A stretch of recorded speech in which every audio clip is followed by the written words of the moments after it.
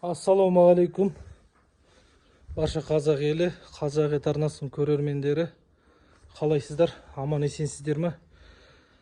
Так, бүгінгі жұмыс бізде стойкалар құйылған болатын. Енді мынандай трубалар жіберіп жатырық. Содан кейін үстінен қазір мойындығын жіберем. Сосын астаулардың барлығын, алламандығын берсе бүгін қойып шығам.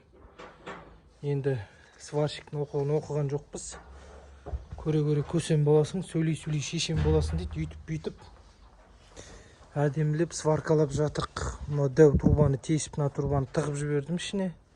Жан-жағын айналдырып, әдемілеп бұйырғанымен сваркалап шықтық.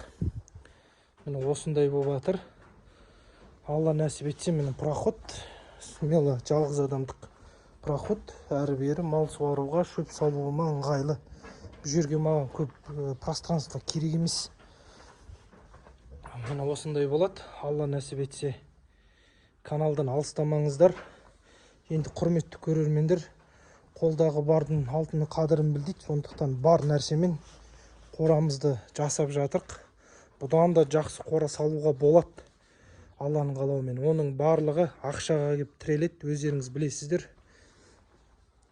Барып 5-6 миллион бере тұрыңызшы деп сұрай тұратын ағамыз жоқ. Сондықтан қолымыздағы бар қаражатпен өйстіп жай-жайдан салып жатырық. Байқасаңыздар, менің бірінші қорам бұдан кішкентай болған, бұдан комфорт болмаған. Өзі өмірде бар ғой, жай-жайдан көтеріледі ғой адам деген, бірден көтеріліп кетпейді. Сондықтан маған бұл деген тәжірибе болып жатыр. Алла қаласа, келесі қора салсақ, көп тәжірибе алып жатырық. Жақсылап қора салатындай. Енді қора салсаңыздар, Алла амандығын беріп қора салсаңыздар, мынандай брус тақтайлар, брус деппін ғой, мынандай қалай айтсам болады, міне мыналар бар ғой, теректер алмаңыздар. Бұлар біреуі қисық, біреуі былай болып келеді, обрешетка тақтайлар дұрыс жатпайды. Біріншіден, екіншіден ішін апшывайт етемін десеңіздер, ыңғайсыз. Бұл бізге бірінші сабақ болды. Міне алсаңыздар, стропила алыңыздар.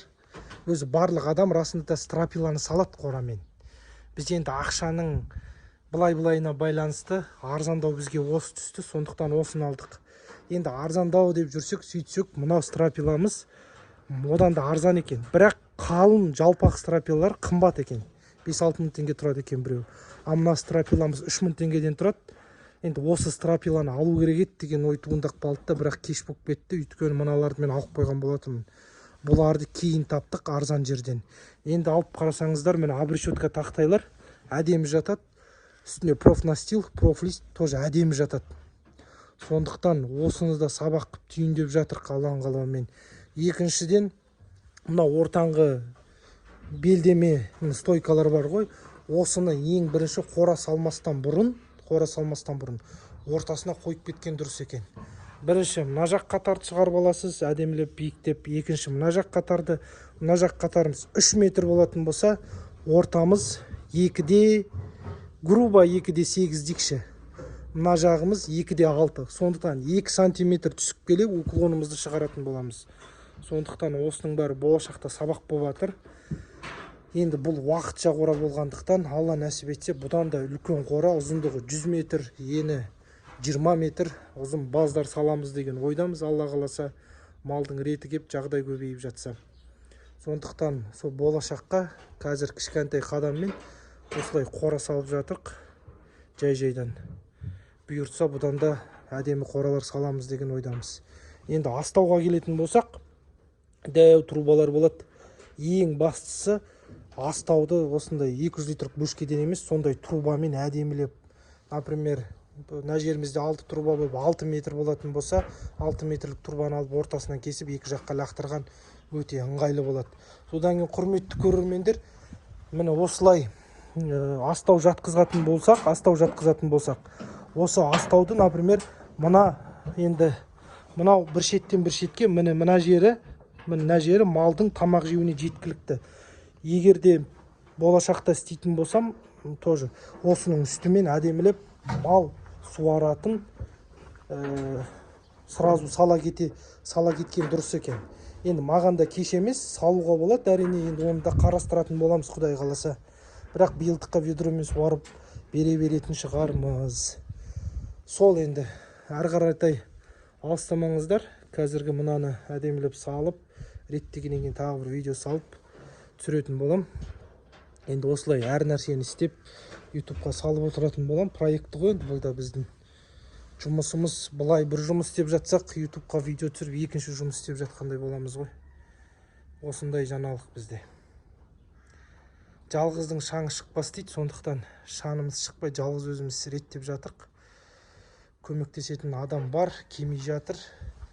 Ағам көмектесетін, ол кісі вахтаға кетіп қалды. 15 күн осында, 15 күн вахтада. Енді ол кісі келгеннен кейін Алла нәсіп етсе біраз жұмыстарды бітіретін боламыз. Міне ағайындар, в общем біздің бүгіндікке жұмысымыз астаулар толық орнатылды. Міне сваркамен как положено қимылдамайды. Міне сонда 6 бас қара мал, міне 5 бас. 1, 2, 3, 4, 5. Проход свободный на жде. Свободный проход. Жем шөбін салып, спокойно жүруге болады. Жақсы күшті. Мына жағы жақсы шықты, маған ұнады. Аккуратно. Бәрі четкий шықты. Енді бұйыртса 160 сантиметр. Міне. Арты сосын боғалатын жер. Мына жаққа Маканаларды кіргізіп атық, бүгіндікке үлгермейміз ау, жұмыс істеп.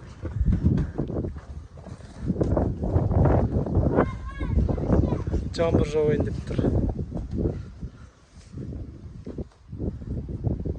Дала бұлт. Жаңбыр жауады қазір бұйырса. Міне Аллаға шүкір. Бүгінгі жұмысымыз сәтті өтті. Осымен бүгінгі тоқтаймыз. Өйткені ауа райы бұзылып тұр, даланың жұмысын істеуге. Осы құрметті көрермендер.